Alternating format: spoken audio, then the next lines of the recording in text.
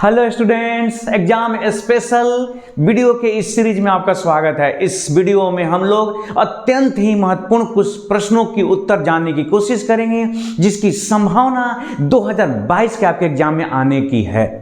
हमने बोर्ड पर एक ऐसा ही क्वेश्चन लिख दिया, VVI क्वेश्चन।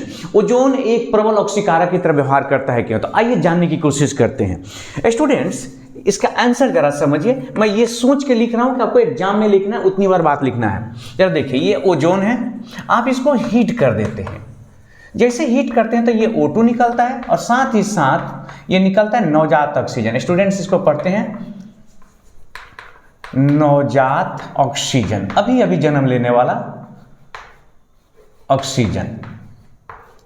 तो इसी नवजात ऑक्सीजन के कारण यह एक ऑक्सीडाइजिंग एजेंट, प्रबल ऑक्सीडाइजिंग एजेंट की तरह व्यवहार करता है। तो क्या लिखेंगे कि जब ओजोन को गर्म किया जाता है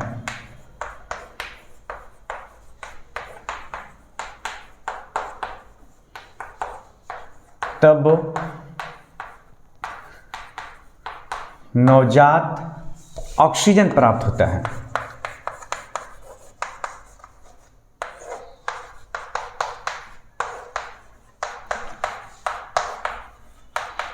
इसी नवजात ऑक्सीजन के कारण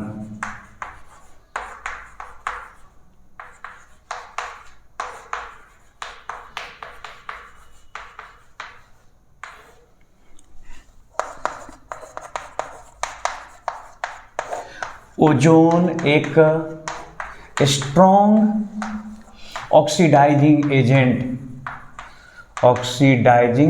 एजेंट, प्रबल ऑक्सीकारक जैसा व्यवहार करता है।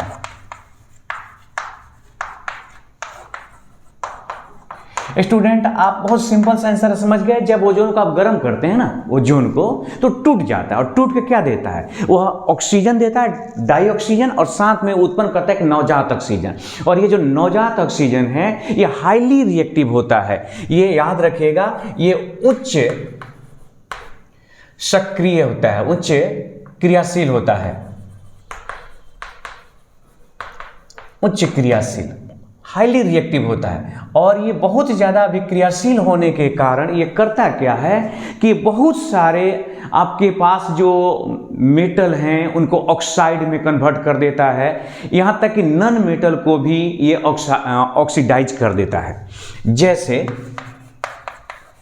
मैं एक एग्जांपल ले रहा हूँ, यहाँ पर देखिए, आपके पास ये PbS है, इस को ओजोन के साथ रिएक्शन करा दीजिए तो बदल देगा PbSO4 और साथ में निकल जाता है यहाँ पर O2 ऑक्सीजन।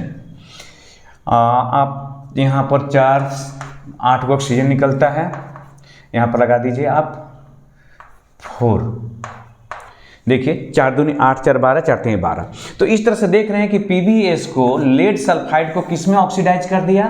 PbSO4 में। तो याद रखिएगा कि ओजोन एक प्रबल ऑक्सीकारक है। वो इसलिए है क्योंकि गर्म करने पर यह नवजात ऑक्सीजन देता है और यही नवजात ऑक्सीजन अत्यंत रिएक्टिव होने के कारण, अत्यंत अभिक्रियाशील होने के कारण ऑक्सीकारक की तरह काम करता है। इसी की वजह से एक क्वेश्चन हमने स्टूडेंट्स और लिख रखा है यहाँ।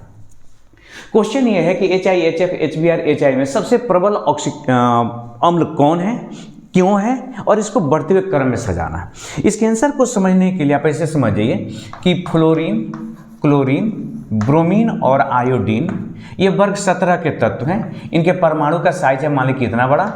इनके परमाणु का साइज थोड़ा और बड़ा होगा। आप जानते हैं वर्ग में ऊपर से नीचे आने पे परमाणुओं का साइज जो है बढ़ता जाता है। अब सोचिए जरा, ये हो गया परमाणु के साइज। तो अगर हम HF, HCl, HBr और HI को अगर देखें उस तरह से, तो ये हाइड्रोजन है इतना बड़ा और फ्लोरीन मान लीजिए कि इतना बड़ा। हाइड्रोजन अभी भी उतना ही बड़ा है, क्लोरीन थोड़ा और बड़ा हो गया। हाइड्रोजन अभी भी उतना ही बड़ा है और आपका ब्रोमीन और बड़ा हो गया। यहाँ पर हाइड्रोजन अभी भी उतना ही बड़ा है, लेकिन ये जो आयोडीन और बड़ा हो गया। तो स्टूडेंट्स, यहाँ पर देखेंगे कि ये जो बीच की दूरी है, जिसको आप बंधन की लंबाई कहते हैं, बंधन की लंबाई HI में ज़्यादा हो गई। और जब दो परमाणुओं के बीच की बंधन की लंबाई जितनी ज़्यादा होती है वो बंधन उतनी ही कमज़ोर होता है। मतलब अगर इन्हें गर्म किया जाए तो सबसे पहले कौन टूटेगा? HI टूटेगा, हाइड्रोजन आयोडाइड टूटेगा। और जो जितना जल्दी टूट करके हाइड्रोजन आयन दे देगा उतनी ही प्रबल है वो। इसका मतलब कि सबसे पहले कौन टूटेगा? इसमें से HI टूटेगा। क्यों? क्योंकि बंधन की लंबाई सबसे ज़्यादा है। जब बंधन की लंबाई ज़्यादा है तो जल्दी टूटेगा, और जल्दी टूटने का मतलब होता है कि वो प्रबल अम्ल है। तो इसको इस तरह से लिखेंगे, ये फिगर बना सकते हैं, बहुत ही अच्छी बात है। आप अपने एग्जाम के लिए HI, HF, HCl, HBr एवं HI में HI के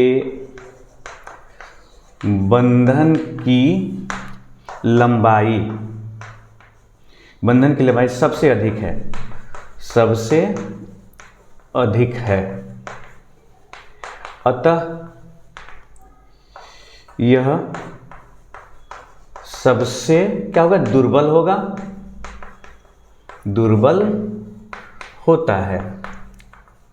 यही कारण है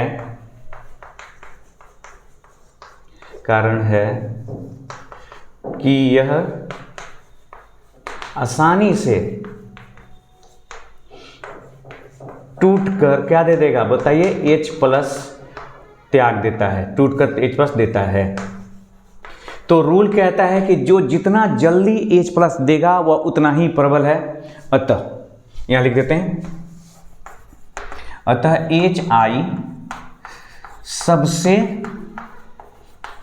प्रबल अम्ल है। किसमें? HI सबसे प्रबल, माने इस चारों में सबसे प्रबल अम्ल कौन है? HI। क्यों? क्योंकि उसके बंधन की लंबाई सबसे ज़्यादा है। बंधन की लंबाई ज़्यादा होने का मतलब कि बंधन इंथैल्पी माने बंधन तोड़ने में लगा ऊर्जा सबसे कम लगेगा। अब देखिए, अगर बढ़ते हुए क्रम में सजा दें, अम्लीयता के बढ़ते हुए क्रम मतलब उनके जो क्षमता है, तो इनका जो है अम्लीय क्षमता का बढ़ता हुआ क्रम, अगर ये क्रम देखें हम लोग तो सबसे दुर्बल है HF, उसके बाद HCl, उसके बाद HBr और सबसे प्रबल हो गया HI। स्टूडेंट्स, इसका पीछे बस वो एकदम सेम रीजन दे देंगे। ये HF में हाइड्रोजन फ्लोराइड में हाइड्रोजन और फ्लोरीन के बीच जो परमाणु के बीच जो बंधन की लंबाई है वो सबसे छोटी है।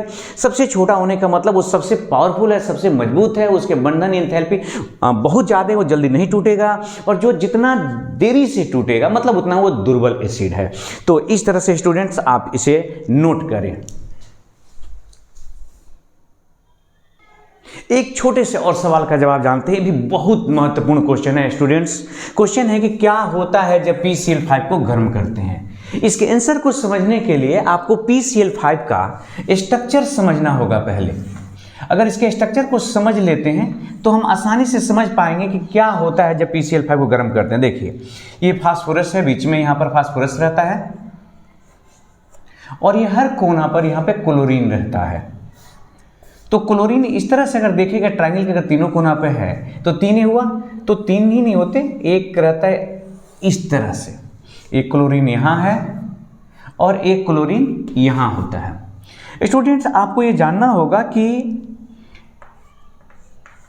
ये जो इसका जो बॉन्ड है वास्तव में,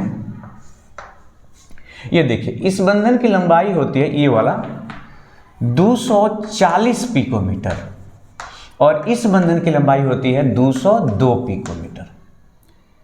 आप जानते हैं कि बंधन जितना ही छोटा होता है, जितना ही सॉफ्ट होता है, उतना ही स्ट्रॉन्ग होता है।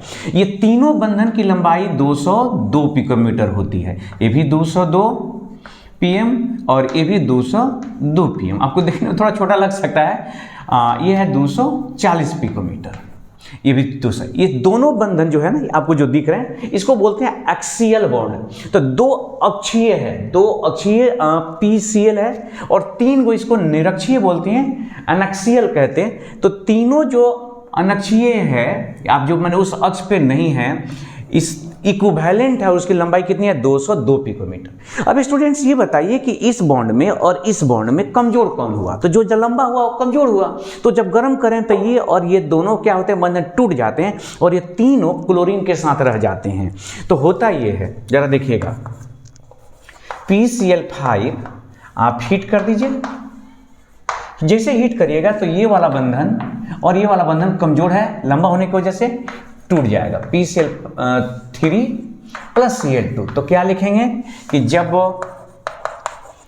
PCl5 को गर्म किया जाता है तब PCl3 एवं Cl2 प्राप्त होता है। एक बात आपको और बता दो स्टूडेंट्स, क्योंकि मेरा मकसद केवल इस क्वेश्चन का आंसर देना नहीं है, मुझे आपकी संपूर्ण तैयारी चाहिए। ये जो आप देख रहे हैं आकृति, ये त्रिकोणीय द्विपिरामिडी होता है। तो याद रखिएगा कि गैसियस स्टेट में और लिक्विड स्टेट में, याद रखिए जो मैं कह रहा हूं ध्यान से, सॉलिड की बात नहीं कर रहा हूं, गैसीय अवस्था और लिक्विड अवस्था में PCl5 होता है त्रिकोणीय द्विपिरामिडी, ट्राइगोनल बाइपिरामिडल। मैं लिख भी देता हूं ताकि आपको याद रहेगा, ट्राइगोनल बाइपिरामिडल। अब यहां एक क्वेश्चन आपके लिए अब छोड़े जा रहा हूं कि अगर ये सॉलिड होता PCl5, कब सॉलिड, तो बताना है इसका जो है आप आकृति, इसका शेप क्या है आपको ये बताना है। और साथ ही साथ एक क्वेश्चन आपके लिए और है, यहां पर मैं होमवर्क में छोड़ रहा हूं कि क्या होता है जब H3PO3 को गर्म करते हैं। आप कोशिश करें, देखिए मेरी कोशिश है कि इसी बहाने आप कुछ पढ़ें। हाँ, अगर उसके बावजूद आपसे नहीं बनता तो हम तो ही हैं। तो PCl5 का आपको बताना है कि उसका ये तो हो गया गैसियस अवस्था में और लिक्विड अवस्था में कि ट्राइगोनल बाइपिरामिडल होता है, जब सॉलिड होता है तो इसका शेप कैसा होता है, एक चीज। और दूसरा कि जब H3PO3 को गर्म करेंगे तो क्या होगा। फिर हमारी भेंट होगी एक नए वीडियो में आपके लिए कुछ और महत्वपूर्ण सवाल लेकर। तब तक अपना ख्याल रखिए, हंसते रहिए, मुस्कुराते रहिए। धन्यवाद।